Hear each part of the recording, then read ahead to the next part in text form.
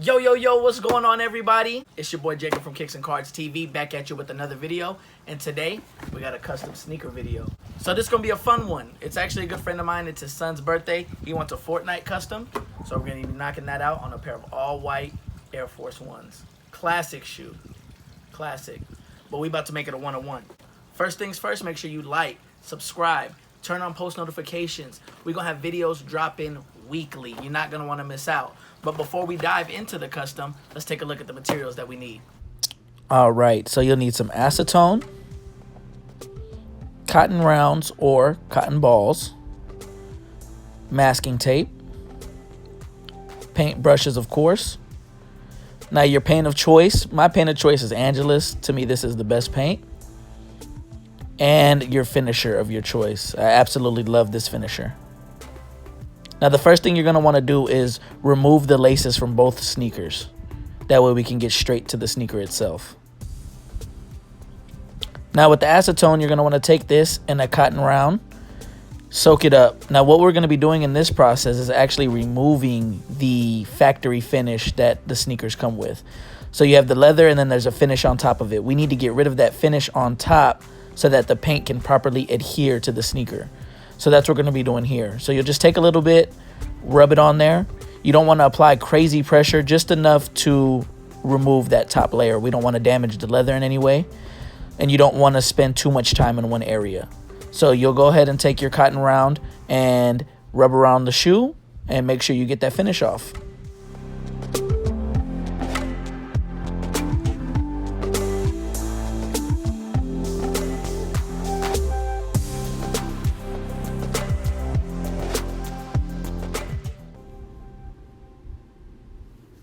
All right, so next we're going to be using a vinyl stencil that I cut out. This is going to be for the FORTNITE logo. Now when it comes to working with smaller sneakers in smaller areas, I definitely suggest using a stencil. It's the best way to get those details really crisp and make sure you're getting the project to look the way you want it to. So when you're laying the stencil down, you want to make sure that you're laying it flat. You want to make sure that all the stencil is adhering to the sneaker. You don't want any lift ups. This will stop all the bleed. Now you may get a little bleed here and there, but you don't want it to really ruin the whole project. So you want to make sure it's laying flat down. Now what I did is I went and laid the background first for the logo, which is the trees and everything like that. I laid that down, and next we'll be adding the words into the middle of the logo.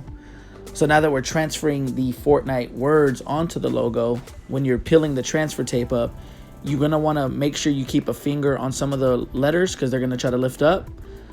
And just keep it flat as possible. Now, when you got everything placed how you want it, you take a heat gun and move it around, give a little bit of heat to it, put a little bit of pressure. This ensures that the vinyl stencil is really adhering to the sneaker. This is so important. This is a very important step. You want to make sure that everything is laying flat down to make sure that you're getting the best outcome as possible. So a little bit of heat, a little bit of pressure, and you're good to go.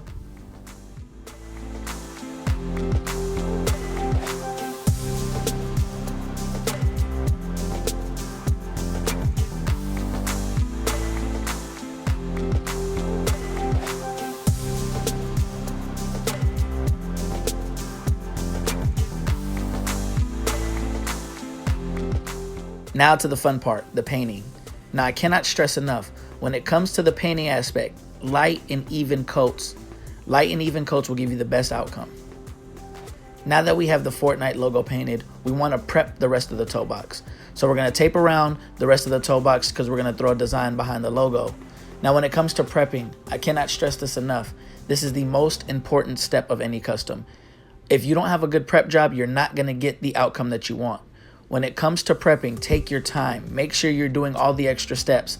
I know it's tedious, I know it's time consuming, but it's well worth it. Now that we have the logos painted out, what we want to do is take a small detail brush, and like I said before, light and even coats. Take your time, there's no rush. Light and even coats will get you the best outcome when it comes to custom sneakers. A little goes a long way. You don't need to glob a whole bunch on to make coverage. Just do light and even coats, take your time, give it the time to set, and you'll be good to go.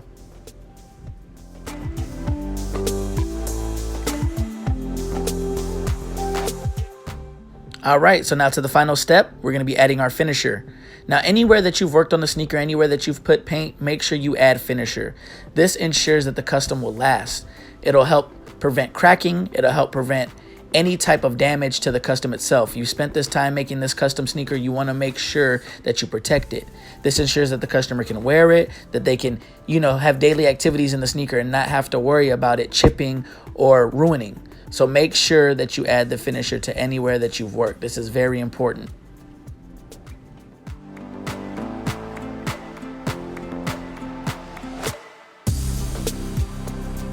All right, guys, that wraps up today's video.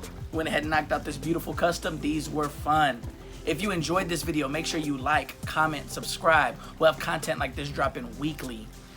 But for now, enjoy these beautiful B-roll shots, and we'll catch you on the next video. Peace.